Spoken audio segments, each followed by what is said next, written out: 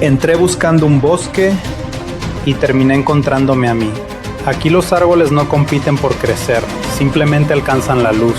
El agua no pregunta hacia dónde ir, solo fluye. Entonces comprendí que la naturaleza nunca tuvo prisa y aún así creó toda su grandeza.